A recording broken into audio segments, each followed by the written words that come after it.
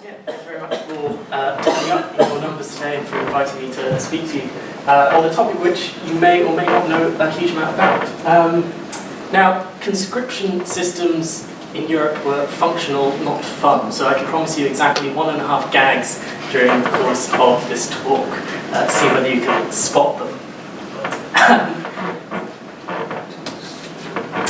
So, in the autumn of 1911, Lieutenant General Victor Ducan, former chief of the Belgian General Staff from 1905 to 1910, wrote a series of articles in the national newspaper Le Soir entitled "Are We Ready?" In them he queried whether all or any of Belgium's military system was sufficiently prepared to make its neutral status felt in the event of a likely invasion by either France or Germany.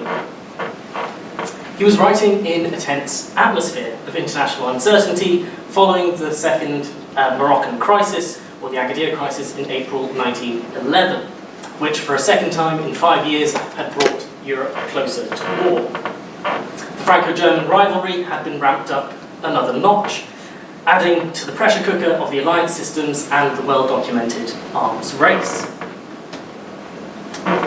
Belgian society, which through its peculiar makeup and neutrality had traditionally stood aloof from such matters, suddenly sat up to take notice. It was, after all, the likely thoroughfare through which any invasion was likely to occur, be it a French invasion or a German one, as you can see through the map. For the first time, there were suggestions that this anti-militaristic society was prepared to forego its confidence in international law and actually support the proposition that neutrality might need to be buttressed by a show of arms. Yes, Belgium had its fortresses, strategically positioned along the natural route of invasion across its southeastern corner, so you can see Namur and Liège. It also had its national redoubt in Antwerp, up in the north, where it could retreat to and await help from one of its guarantor powers. Britain, France, Germany, Austria-Hungary or Russia, depending on who did the invading. It wasn't entirely clear. But while this was all well and good, Belgium could not make any of this count or make itself felt as a neutral worth the name while its field army remained undermanned or even underdogged. That's the first one.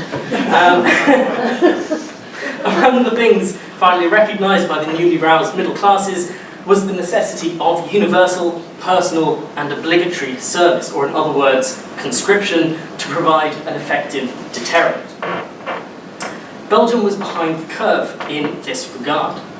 Compared to most other continental armies, the move in 1909 to a one son per family, one dog per family, form of compulsion, that's the half because it's the second one twice, was both insufficient and late. Certainly it was an improvement on what had preceded it, but it was as yet insufficient to make even the slightest impression on the mass armies of either France or Germany.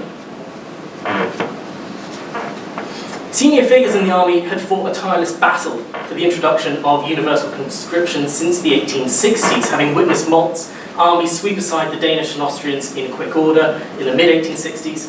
And in 1870-71, during the Franco-Prussian War, they had witnessed at close quarters the seeming ease with which the French, Europe's primary military force, had also been defeated. More to the point, Belgium's own mobilisation in 1870 in anticipation of any unwarranted incursions, such as being depicted here, had actually revealed the shortcomings of the ballot system through which it was recruiting. Now, this is a system quite similar to what Tim was describing in the 1790s in Ireland. Now, the army was found to be 31,385 men below establishment, but this actually translated to 31% below establishment on mobilisation. Wastage in one form or another, having all but disintegrated the system by which it was to move from a peacetime to a wartime footing. Now, the French army used a similar system, balloting a proportion of each year's fit and able 20-year-olds for military service, and these too had been found wanting when facing the Prussian forces.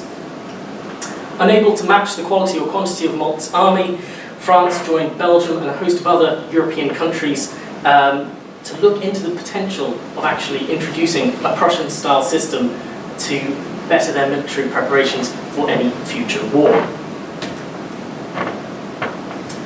Now, universal conscription was first introduced in Prussia on the 9th of February 1813 as an emergency measure during the Napoleonic Wars. By 1814, a system had been developed that established the structure of the army that was to persist for decades to come. Every Prussian male between the ages of 20 and 50 was liable to perform military service in defence of the fatherland. If drafted at the age of 20, a man would spend the next 30 years of his life passing through the cycle of military service. Firstly, he would spend 3 years with the colours, followed by 2 years in the Army Reserve. Beyond this, he passed into the first and second bands of the Landwehr, the militia, so a part-time force that would come together every now and again for refresher lessons in warfare. And that was between the ages of 26 and 39. And finally, he would pass into the Landsturm, or the Home Reserves, until the age of 50. However, the idea that universal conscription actually meant the enrolment of every able-bodied male in the land is a myth, and was purely political rhetoric used at the time to make service appear more equitable. It was simply too expensive to train and maintain such vast numbers of men over such a long period of time. In France, as in Belgium, the ballot system was seen as being a very selective method of conscription, and actually a fairly cost-effective one as well, but it had its problems.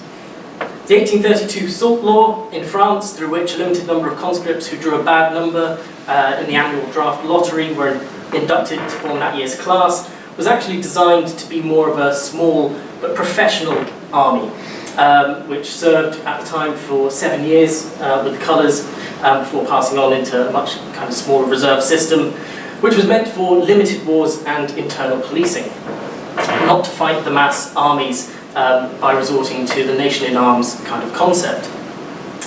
Among other things, society, or should I say the middle classes, would not have accepted the burden of what was known as the blood tax, faculty for replacement by which wealthier elements could pay for someone to take their place in the annual levy was a privilege that they intended to keep. This undermined the universality of conscription until its abolition in France in 1872 and its abolition in Belgium in 1909. In Prussia, too, conscription's potential was not realised until the Minister of War, Albrecht von Roon, instituted a series of reforms in 1859 designed to exploit the population boom that had occurred in the first half of the 19th century. Annual contingents of 30,000 men had provided Prussia with a peacetime strength of approximately 125,000 men. However, Roon's more stringent application of universal conscription on a large population now allowed Prussia to incorporate anywhere between 60 and 93,000 recruits each year, giving the Prussian army a peacetime strength of well over 200,000. More importantly as well, the Landwehr was reorganised to provide the army with 5 more age groups of highly trained reservists, capable of swelling the army, the peacetime army, at a moment's notice. We'll come back to this in a second. With the remainder of the reserve forces assigned to garrison duty or to fortifications, things like that, in the rear. The system by which more of Prussia's youth passed through the military system and remained in its active roles for longer proved too much for the Austrians in 1866 and for the French in 1870. In 1866, Moltke was able to call up 440,000 men.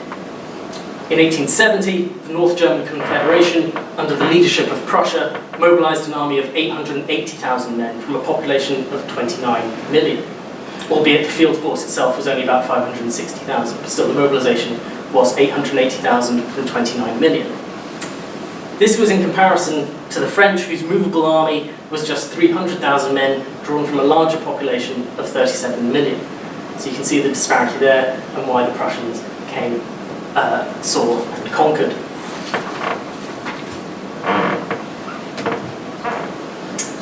The trauma of the Franco-Prussian War convinced most Frenchmen that a thorough reform of the army was vital. Defeat came as a severe blow to a nation which believed itself to be the cultural and military masters of Europe. Post-1870 reformers were faced with the task of creating a machinery of defence capable of meeting the Prussians on equal terms the next time.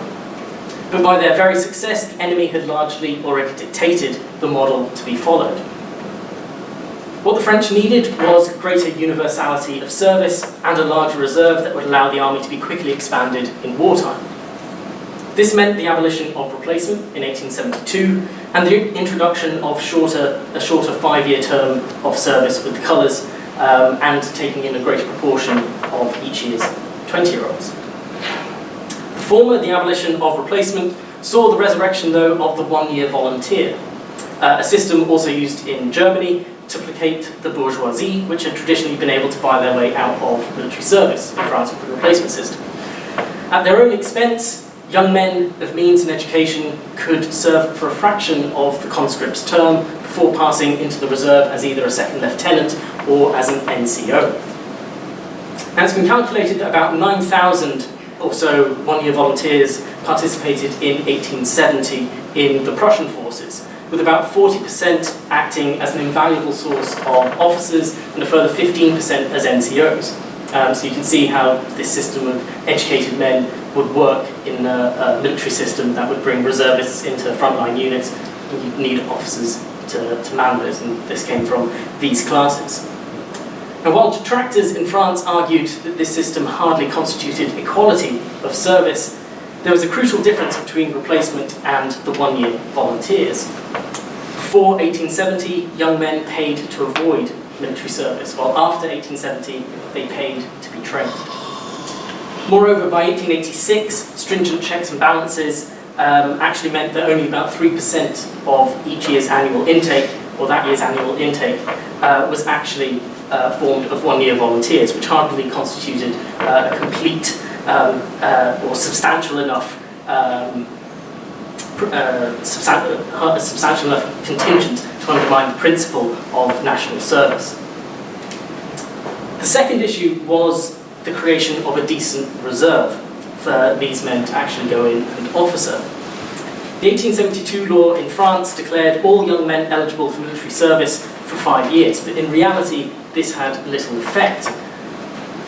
This term of service was still too long to fully embrace the nation in arms concept. Rather, it continued to place an emphasis on maintaining a professional army in active units, the reserve still being a more secondary notion compared to the Prussians.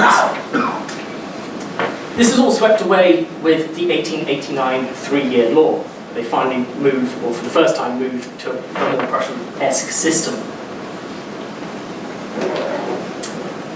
Although 5-year service before 1889 had been a nominal success for those in favour of retaining a professional army, it was a hollow victory to say the least. For almost no soldiers served a full 5 years. All served considerably less. The longest serving conscripts in the class of 1873, for example, served just 3 years and 8 months before being released on indefinite leave. Now, these were not men passing into the reserve, these were men who were having their military training curtailed and allowed to forget what little they had actually learnt with the army to date. And later, they would pass officially into the reserve and be brought back for refresher courses. Now, the 1899 3-year law brought the next level of conscription to France and drew the army and society together. Regional recruitment was introduced for the first time. So, whereas in the Napoleonic Wars, recruitment had been, or conscription had been introduced on a national scale to bring together disparate parts of the French population to create a French national identity, it was now found actually that they didn't want to do that, that they thought regional recruitment would not only speed up mobilisation, but would allow regiments to be garrisoned in towns and form some kind of link with the local society in which they served. And this was meant to bring France to the nation. This not only placed many backwaters in touch with outsiders for the first time, it meant that prosperity often accompanied garrisons, bringing trade to these towns, and like I say, it brought the concept of France to previously closed off communities. It transformed civil-military relations at a local level, with about 3/5 of French infantrymen actually serving very close to home. They couldn't do it 100%, but a good proportion of Frenchmen managed to serve fairly locally. By 1899, therefore, conscription, which was once detested as a blood tax levied by an alien government, was now a duty readily accepted almost everywhere in France. In theory, men were to serve for 3 years with the colours, followed by 7 in the reserve, and a further 15 in the territorial army and its reserve formations, making a total of 25 years. However, various categories of dispensation persisted and made it easier for those with money and influence to manipulate the system to their advantage in various ways. Now, these inequalities became less tolerable as republicanism took firmer hold and the population took a general turn to the left by 1900. In 1905, the law governing military service was changed once more, reducing to 2 years the time spent in the active army, but increasing the time in the reserves, so that in total service remained at 25 years. In addition, the obligation became universal, hence egalitarian, and more men were brought in. But 2 years was not enough to train men sufficiently, at least according to the army. But the government insisted, not least because it blamed the army for undermining French civil-military relations following the Dreyfus affair, well-documented Dreyfus affair, which I don't have time to go into now, but trust me, it was bad, it was really bad, and things didn't go well for either army or society. But with skeletal active units emerging from its implementation and the numbers of trained career NCOs falling, French politicians and soldiers were forced to look closely at the deficiencies of the 1905 law. Germany had begun to shift the emphasis of its defence expenditure away from the navy and onto the army, meaning that by 1913 its peacetime military strength had risen from 653,000 to 863,000. This is 600,000 down there, figures vary, but you get the gist. Moreover, it possessed 42,000 career officers and 112,000 career NCOs. Now this compared unfavourably to France, which possessed, it had another reform in 1913, I'll bring that to you in a second. So by 1913 possessed an army of a nominal strength of 800,000 men, but only 29,000 officers and 48,000 NCOs. So it's really down on these leadership numbers. And this is a little thing I found which is showing the French nation, what it is today on the left, what it might be, or what it will be if you vote to return to a 3-year law of conscription, so more equitable, and what it will be if you don't vote for the law. Because the German army is increasing in its size, the French army needs to match it. The 1905 law had counted upon the recruitment of a solid core of professional NCOs to staff and train the inexperienced recruits. Their failure to materialise was due both to institutional factors peculiar to the French army and to a recruitment crisis tied to the general decline in the army's morale post-1900. Politicians, not soldiers, were responsible for the army's inefficiency. In 1913, an attempt was finally made to solve some of the issues. The new law, 3-year law, raised the term of service back to 3 years, which marked another step in the re-entry of reservists into official army favour. For the stronger the regular army, 3 years of training as opposed to 2, the more faith officers placed in the usefulness of reservists. Now, while this did appear to paper over a number of the cracks, the 1913 3-year law was but an unsatisfactory short-term fix. Thorough reform was needed to solve the Army's many problems, not least their NCO problem.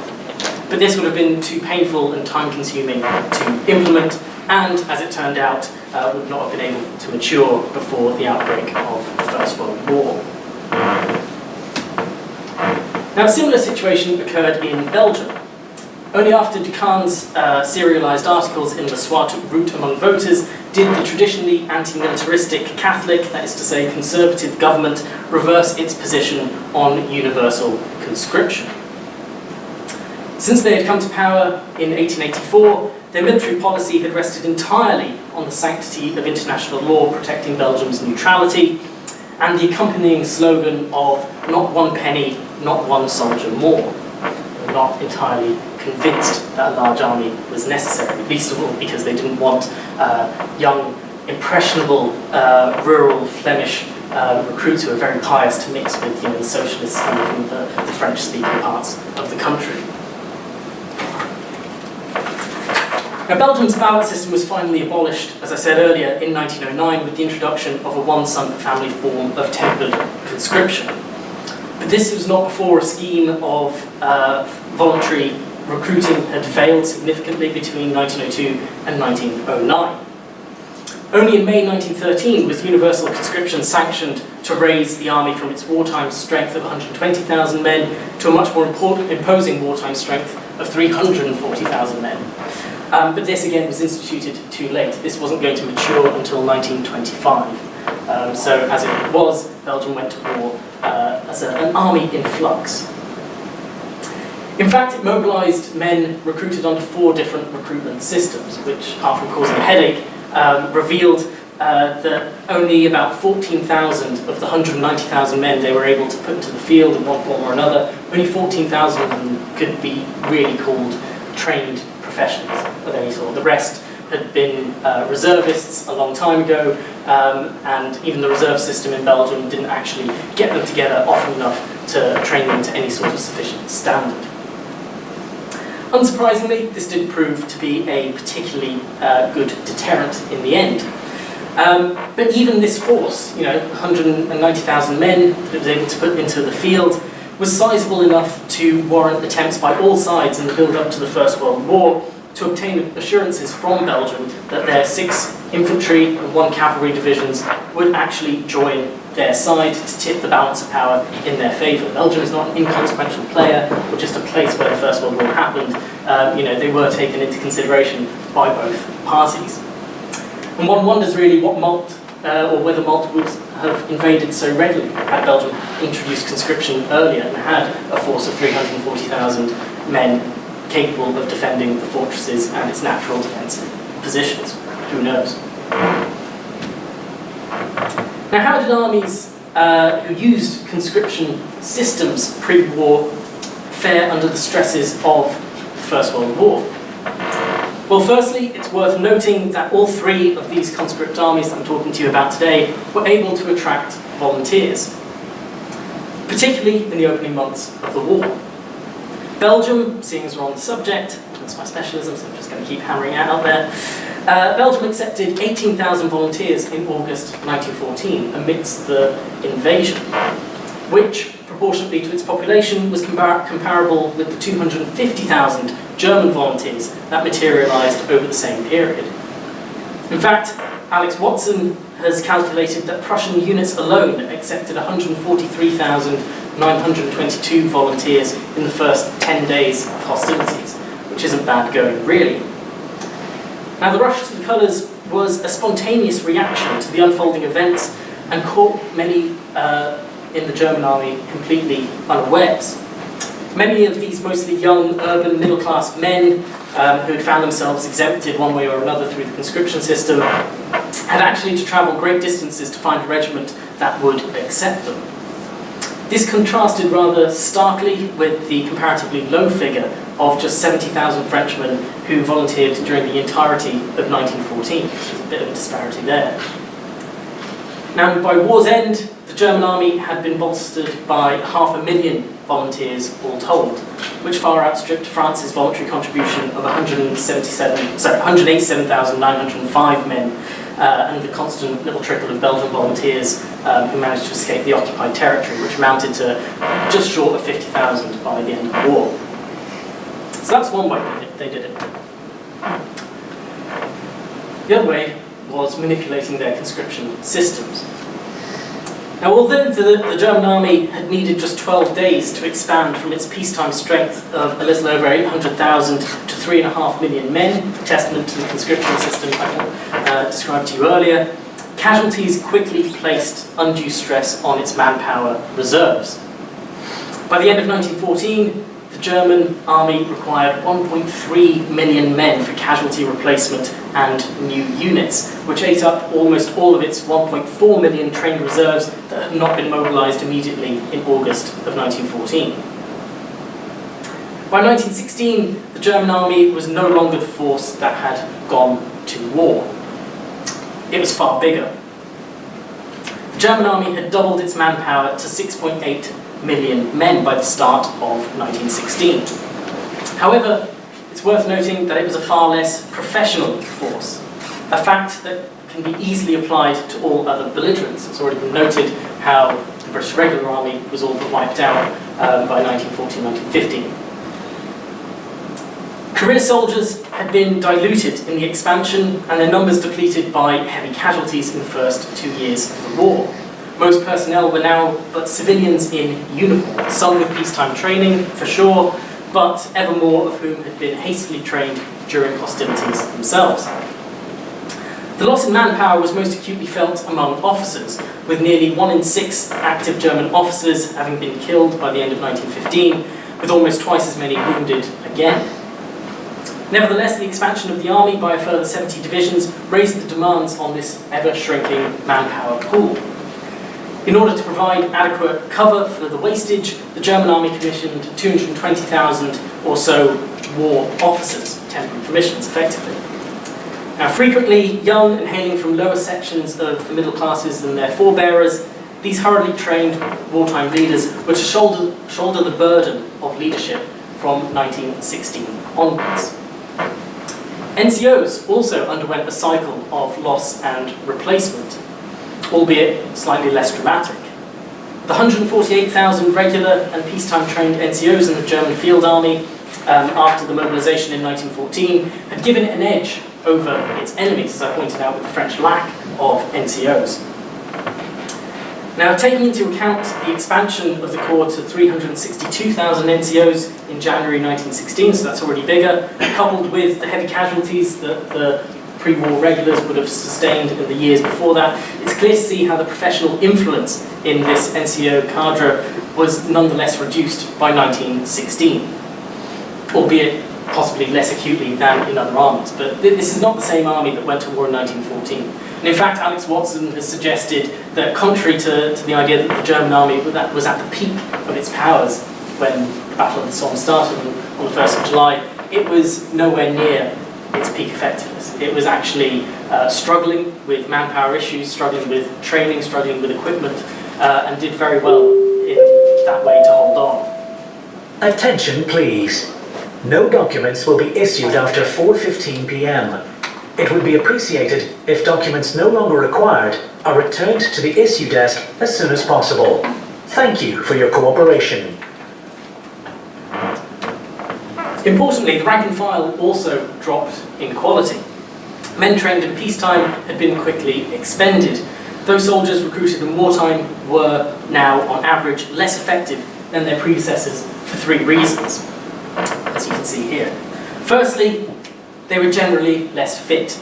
To meet the urgent manpower requirements, the German authorities had lowered their medical requirements at the end of 1914, drafting even partially disabled, mentally ill, or even deaf recruits, which obviously had detrimental consequences on their military effectiveness.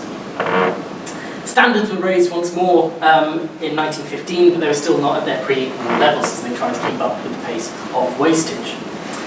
The second reason, as with most other armies, was that replacements could not be found from among the optimal age groups for soldiering, but rather from those traditionally too young or too old for military service. Now, we're not exactly talking young men, or young boys and old men, but something fairly similar. The German army lowered its minimum age requirements to 18 in 1915, whilst drawing on increasing numbers of older men to fill the frontline units. Its changing age composition can be seen through these fatality statistics. On the left, showing the Austro-Hungarian army, on the right, the German army. The contingent in their 20s, the optimal sort of age for conscripted armies, for military service, is the lighter colours in the middle. And you can see in 1914 they form a much larger proportion of both the Austro-Hungarian and the German armies. compared to 1916, where the darker the colour at the top, the older the men, the young right at the bottom, those increase by 1916, squeezing that optimal age. So the way conscription works during the war is just to manipulate it, to expand its parameters. The third and final reason was that these replacements coming in, these older and younger replacements coming in, were simply not as well trained. Prior to joining their units, these men received just 8 weeks of basic training at home, plus a further 4 weeks at a field depot nearer the front lines, where veterans taught them the latest tactical lessons of the front. This was hardly the 3 years of peacetime service and training that the pre-war regulars obtained.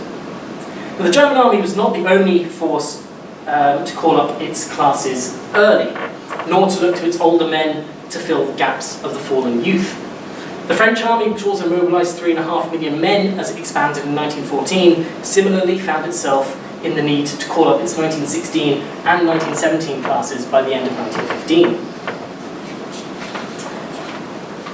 But with over 2 million Frenchmen out of action by the end of 1915, of whom well over 500,000 had been killed, these two classes, which together provided a total of 270,000 infantry replacements, proved insufficient to replace all losses.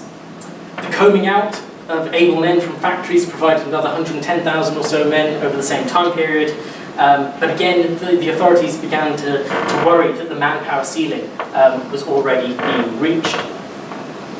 So evidently there were severe limits to what conscription systems could cope with. Both France and Germany, it's been calculated, called on 81% of their military-aged men to fight during the war, creating a true nations in arms that rose to the challenge of the war, but ran close to the limit of what was possible for the majority of it. But unlike the Germans, the French could and did call upon their empire to furnish valuable additional manpower.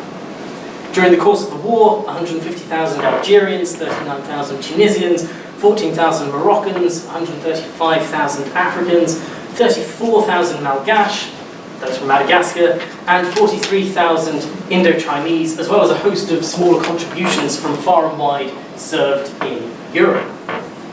General Charles Mangin, an influential officer in the pre-war colonial army, was a great advocate of La Force Noire and convinced the French Premier, Georges Clemenceau, that significant contributions could be obtained for the war effort. A decree on the 9th of October 1915 had already declared all indigenous men aged 18 and above available for mobilisation. Conscription had already been extended to French citizens in Algeria and Tunisia before the war, so they were considered to be part of metropolitan France. They were already part of the army.